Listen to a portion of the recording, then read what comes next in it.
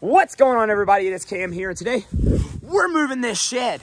So this is a pretty good sized shed. It's like a 10 by 12. We actually brought this from our old house in a neighborhood. I disassembled the whole thing and then rebuilt it out here on the farm.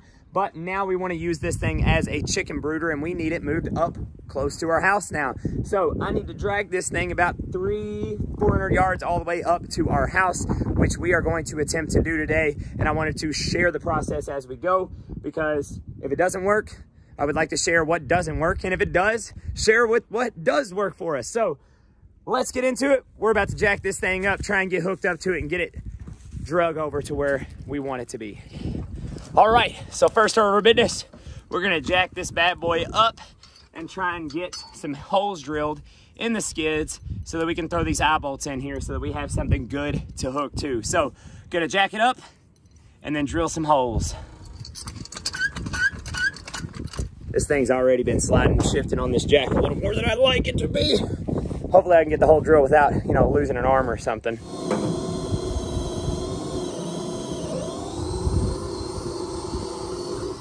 Yee. Let's put the bolt in.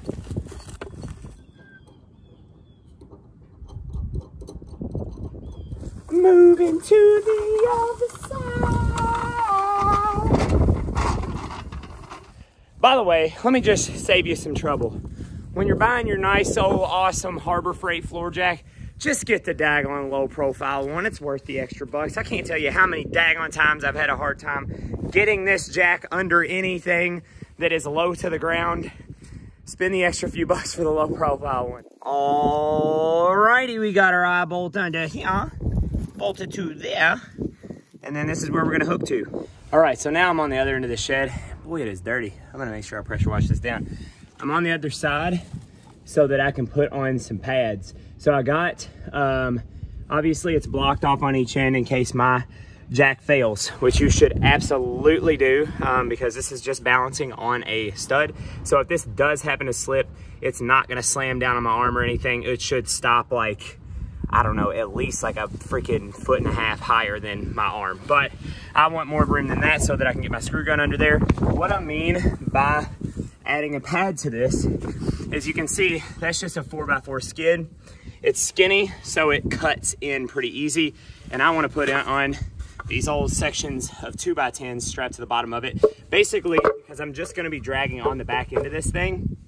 And I want these wide boards on here because they're less likely to dig in and cut in and tear up my grass or tear up my gravel driveway or anything like that on the way up to the house.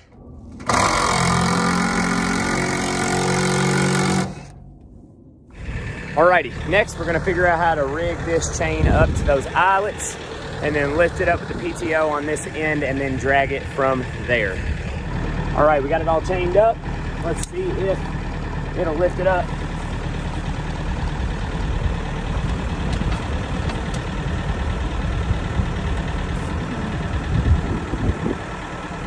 Actually, I think that's gonna work. I think it's just high enough off the ground. I don't think it really needs to be, tilted way up there. I think just high enough so it's not digging in the ground. Let's give it a shot.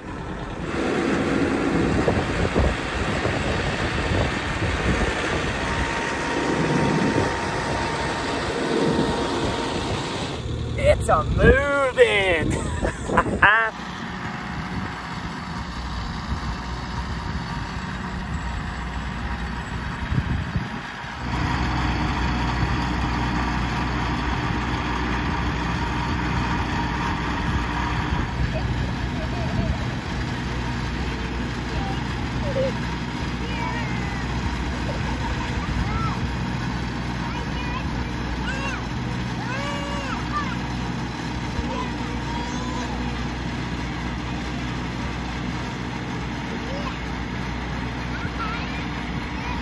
We got the shed to the top of the hill, right where we wanted it.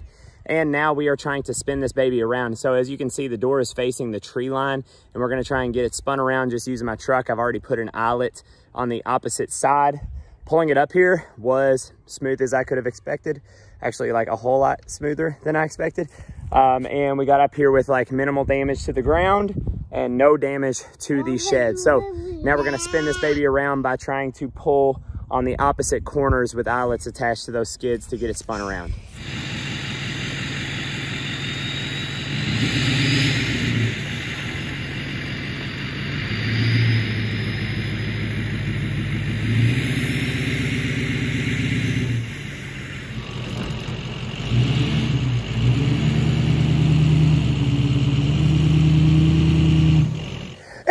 about does it. We got her squared away where we want to. And yes, it is a little bit away from the tree line, a little bit. Got some space back there, but if I'm gonna have it against the tree line, I plan on actually putting up a gutter back here and having some water collection across the back of this. So that's not a problem whatsoever. And gives us plenty of room for us to get a mower behind it as well, even with those water collectors. So it's actually right where I want it, and it turned out working out really well. All I gotta do now is level it, which I'm not really gonna put that in the video. I don't think it's necessary. This was about being able to move this thing.